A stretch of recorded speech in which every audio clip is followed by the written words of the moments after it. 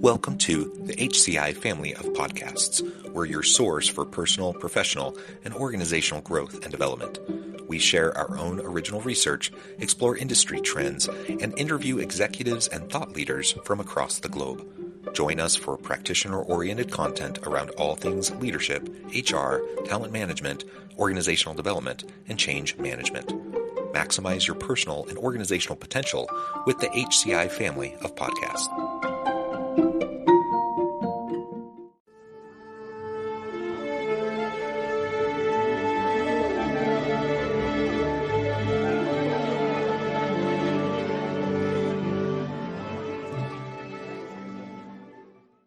Alexandra Bowden, welcome to the conversation today. Thank you, John. Happy to be here. You're joining us from the Cincinnati area. I'm south of Salt Lake City in Utah. And today we're going to be talking about gamifying and operationalizing workplace culture, which is really what your business is all about. So I'm super excited to explore this with you and to get your insights. As we get started, I wanted to share Alexandra's bio with everybody. Alexandra Bowden is a speaker, consultant, partner, educator, and advocate.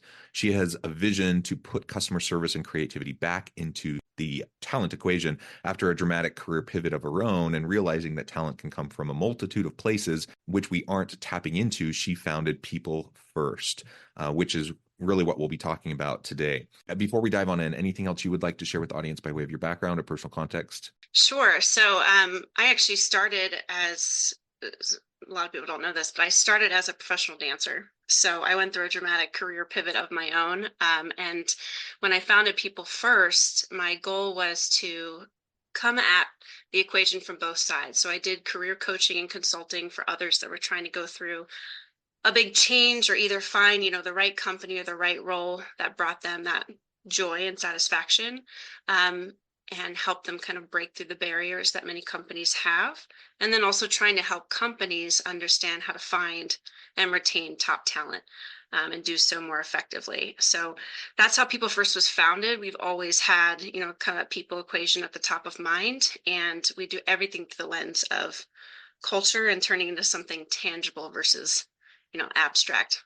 And maybe if you wouldn't mind just diving in a little bit more into this career pivot, because you're doing something so dramatically different than professional dancing at this point in time, just out of curiosity, I'd love to hear a little bit more about that. And then, what really inspired you to go this different direction? And then we can dig into really the ideas of gamifying and operationalizing workplace culture. Yeah, absolutely. It is a different one. So I started dancing when I was 3, outside of my sister's ballet class. I think I was the one that really liked it the most. So I did not stop. It was a passion of mine. I knew very early on that that's what I wanted to pursue as my career. And I truly, truly loved what I did. I went to Ohio State. They had one of the top dance programs in the country at the time. And so I got in, I went there, originally a Baltimore native, but that was my introduction to Ohio. And when I graduated, I did a little bit of work abroad, came back, started working in Baltimore and saving for New York City, the big New York City dream. I'd spent summers dancing there in the Joffrey Ballet School, and I really wanted to make a career there. So while I was working with nonprofits that were help implementing programs in public school systems, particularly for underserved or underprivileged communities. And so I ended up interviewing and hiring a lot of teachers and working with administrations to make all of that work. I found a similar job in New York City when I finally moved there to dance, and I really loved that piece.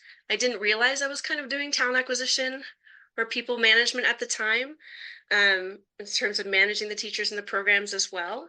But when I eventually realized that, I was working 4 jobs and still broke and probably couldn't sustain that lifestyle anymore, I had kind of like a quarter life crisis. I was 25 and I was like, well, my whole life has been geared towards this one dream. And now that I've decided it's not working for me anymore, what do I do? And I had immense college loans, so I couldn't really go back to school to study something else. I didn't know what I wanted to study if I did. And I was really kind of in a holding pattern. I didn't really understand how I was going to find something that I was as passionate about again. And that was a very emotional journey as well, because I had only heard of corporate from the arts lens of, soul-sucking jobs stuck at a desk, and I had a very different experience of work. So, it was really challenging for me. And what happened was when I moved to Cincinnati, kind of had a breakthrough opportunity. Someone took a chance on me. The VP of a big marketing company decided to hire me as an executive assistant because I dabbled in social media and different things. If anyone's worked for a nonprofit, you know that you do a million different jobs that aren't your job description. So that actually helped me in that sense. And pretty quickly they were like, "Oh, we have this recruiting committee.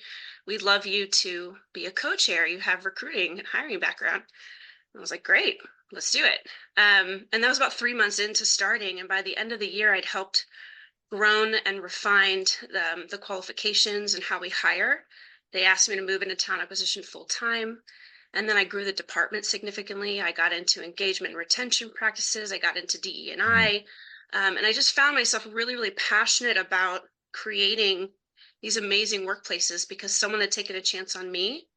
And I didn't believe that work could be fun. Corporate work could be fun in that way. Um, but it allowed me to tap into creativity. The culture was amazing.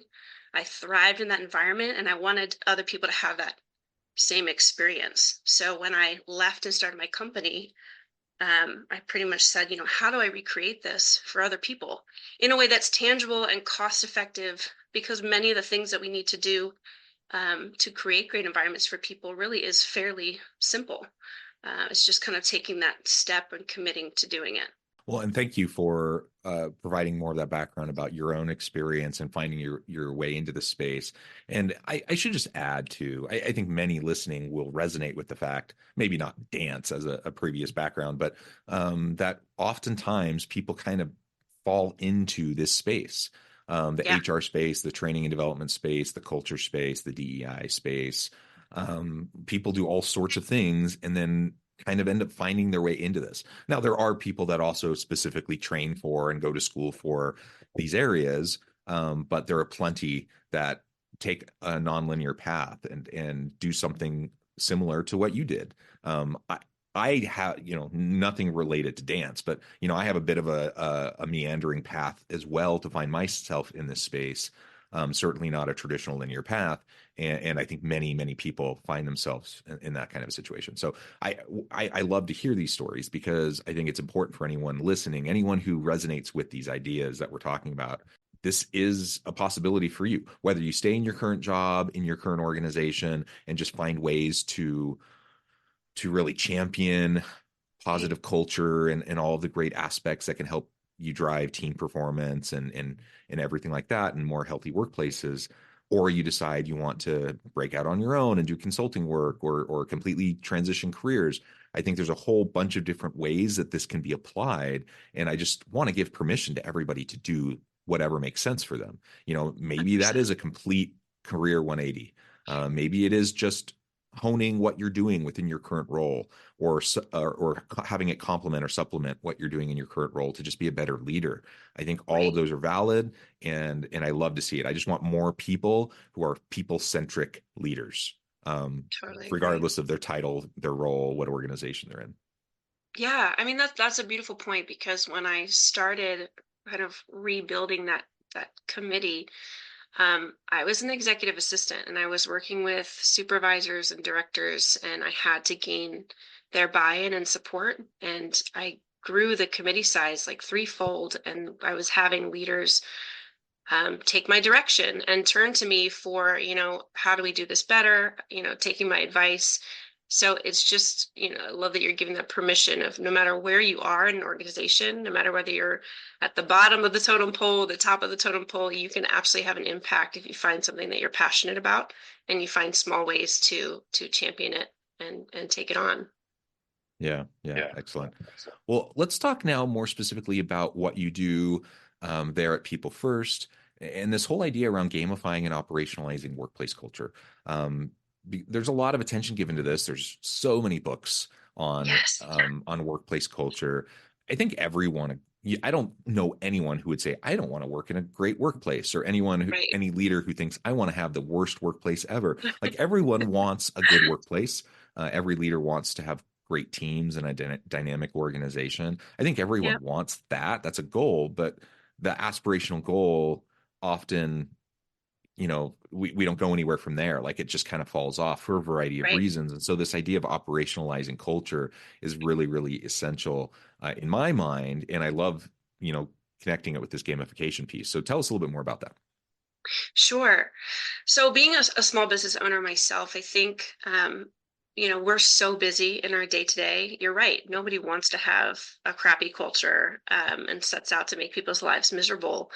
But the reality is, unless you're intentional about it, it can go a variety of ways. People grow and develop and evolve and change, and your organization is made up of human people. And then you bring new people into the equation, right? So it's almost like an organism. It's constantly evolving and changing. So setting it once and hoping that it just happens from there, is not really a strategy. And we surveyed a bunch of different leaders. We actually surveyed over 250 CEOs. And we had asked them, how important are people to your bottom line? And again, we didn't say how important are people in general or, anything fluff. It's like how much they impact your bottom line and your profitability. And on a scale of 1 to 5, it was like a 4.2, right? So most people agreed they were um, highly translated into profitability and bottom line impact. And then we surveyed them. We said, okay, how many of you have a financial plan? 99%. How many of you have a marketing plan? 97%. How many of you have a strategic plan? Mhm. 95%. How many of you have a people and culture plan? Less than 10%. Yeah. And so, there's just a huge gap between, we plan for all these other things. We don't go based on our gut or a whim or hope that it happens. So if we agree that people are hugely impactful to our bottom line and our growth, then we need to plan for that as well. And again, bringing it back, being a small business owner, I understand it's so hard being pulled in so many directions that you might know these things intellectually, but being able to do them and make the time and the space and then having the know-how is a very different thing. So it's really important that you rely on culture leaders internally, or you hire someone externally to come in and help you and guide you through that process and hold you accountable, so that you are making it intentional. Otherwise, it doesn't happen. I think the other piece that's the biggest challenge is culture is a buzzword, but it feels very abstract, right? People are like, great, we have a great culture. Well, what does that mean? What does that look like? And what's your plan for keeping it great as you grow and change and evolve?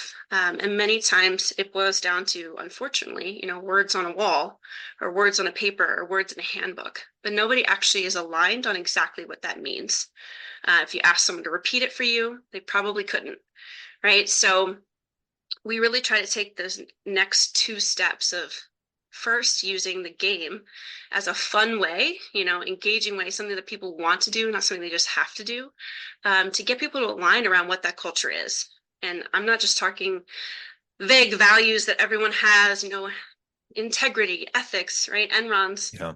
value was ethics, and clearly people were not operating with that, in mind. So it's about really defining what those things are and agreeing upon them at all levels. So you have the buy-in from everyone because everyone's working together to define those clear behaviors and actions.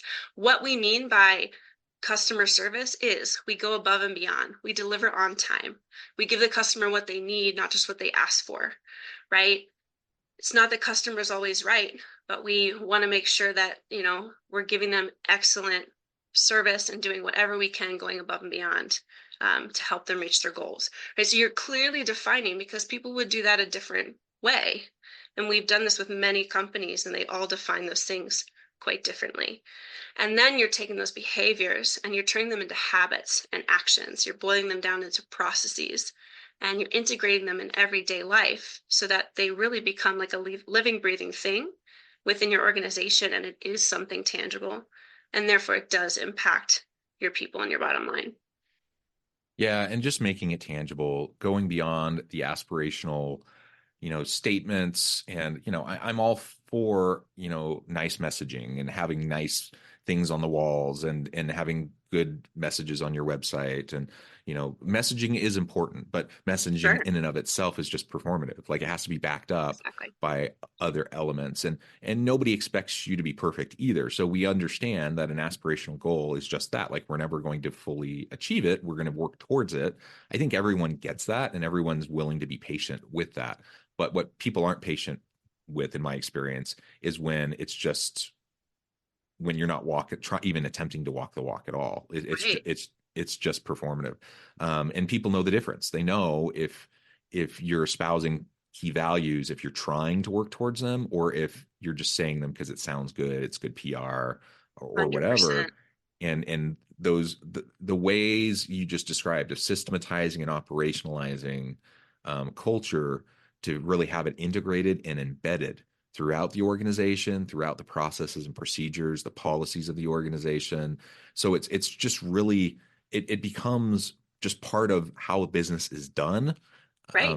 That is what we want to see. And I think Yes. that's the hard work of culture, because again, as we said at the beginning, most people, I think pretty much everyone, wants a good culture. They really Right. even aspire to it.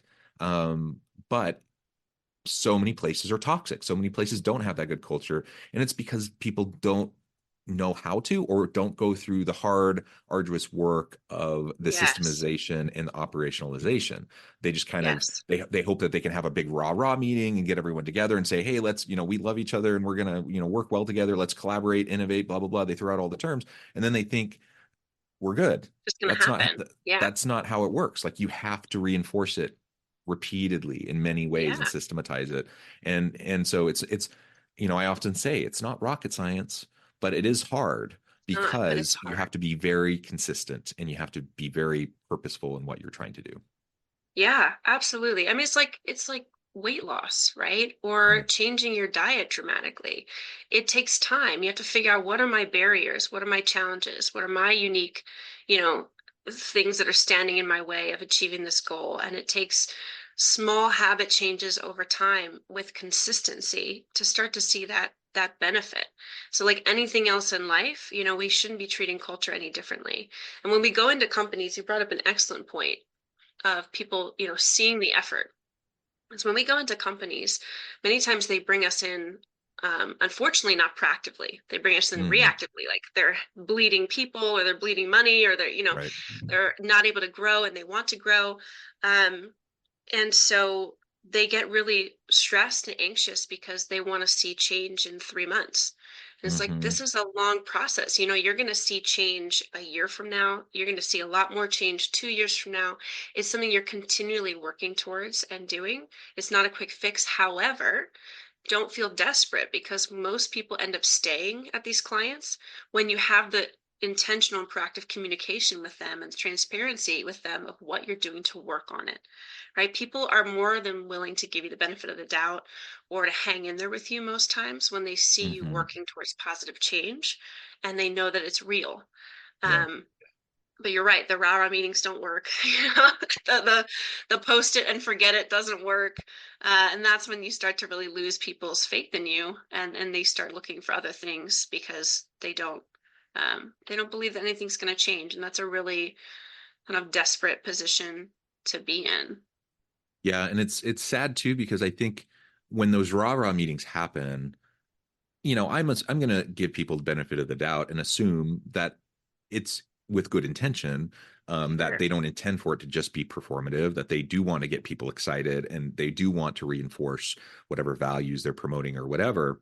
And they can play a part, like as an overarching strategy, around generating interest and buy-in, and but then it has to be followed up. And so when that doesn't happen, I'll give people the benefit of the doubt that maybe they had good intentions in the first place and that they're trying, but they're actually undermining their own ability to drive the type of culture that they want, because they're that very act of doing something and not following it up then erodes trust.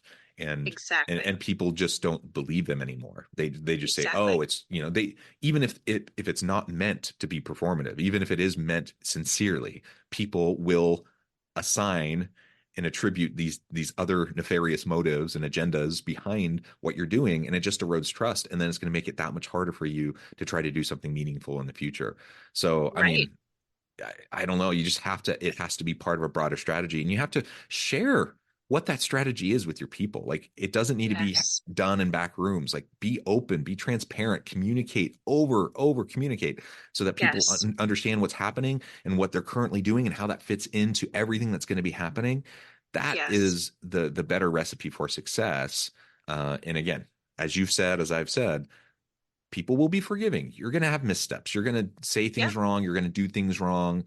That's okay. People know you're not perfect, but they do expect, some concerted effort, that you're putting time, energy, resources behind what you say is important. Otherwise, they're going to deem it not important. Absolutely.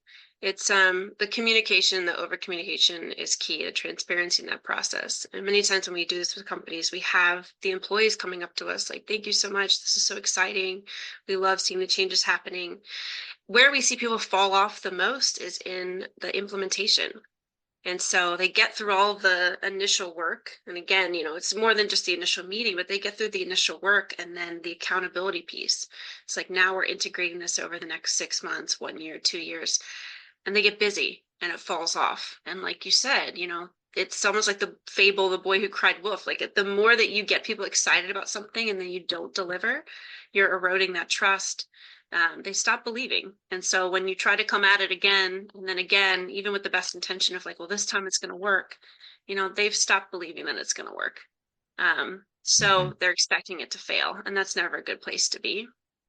And I think, culture is felt, I don't think, I know we've done studies, but culture is felt at the team level. And so, you might have a really small company that doesn't have to do quite as much to Mm-hmm. transmit and translate that culture. But the more that you grow, the more you have facets of the organizations and leaders that are handling things differently. And it's not that leaders can't have their own style, but we still want to have that style under the umbrella of like, this is how we do business, Yeah. right? This is how we handle customers. This is how we handle our employees. Um, this is how we would handle certain situations because this is what we say that we value. And those things really need to be consistent because those pockets start to develop quite quickly with a growing organization. And so what we do is we try to put tools in people's hands in any way possible, right? We don't try to just be self-serving of like, "Hey, come hire us and pay us a lot of money to do this for you." Like, yes, we can do that. But we also certify people in playing the game. If you go to cardsforculture.game.com, we sell the game as a business tool. We call it a game. It's a business tool, right? Yeah. There's no winner except the person that's buying it. That was a really bad dad joke, but um but we try to really like get it in people's hands because again, you can have champions within your company that are moving this along and keeping people accountable and keeping it top of mind. So we have challenges that we do every once in a while where in the matter of like a couple days or a few hours we try to disseminate as much information as we can with leaders and CEOs, and put some actual tools in their hands. We certify people on how to play the game within their own organizations if they want to do it that way. We're really just trying to get this in people's hands because we want to see a broader change, right? Like, we're in this to change the world and the way people work for the better, not just to line our pockets. So however we can get this in people's hands and give them the tools to make it successful is what we're really trying to do. I love that. I love that. Alexandra, this has just been a great conversation. I know at the time I need to let you go here in just a minute, but before we wrap things up for today, I wanted to give you a chance to share with the audience how they can connect with you, find out more about your work, your team, and then give us the final word on the topic for today. Sure. So you can connect with me on LinkedIn. I'm on LinkedIn. My partner Melanie Boer, my other partner Will Kruer, we're always putting out helpful content. You can find us on our website, choosepeoplefirst.com. Like I said, the cardsforculturegame.com. If you want that tool, we have other supplemental decks for recruiting, for wellness. Um, and when it comes to a final leave behind, I would just say, like anything else, don't start tomorrow, start today, right? Because today is probably already too late. I'll just add to that because that's something I feel passionately about. Like, don't wait until you have things perfectly figured out to start. Start, Right. learn, iterate, do better. Like, that's what we need to do. And so many people get paralyzed and they just can't move forward because they're overwhelmed by the scope and scale of like what they envision that needs to happen, that they just don't even start doing the simple things right away. Right. So let's just start doing the simple things. All right, One step at a Alexandra, time. thank you so much. It's been a pleasure. I encourage the audience to reach out, get connected, find out more about what Alexandra and her team can do for you. And as always, I hope everyone can stay healthy and safe, that you can find meaning and purpose at work each and every day. And I hope you all have a great week.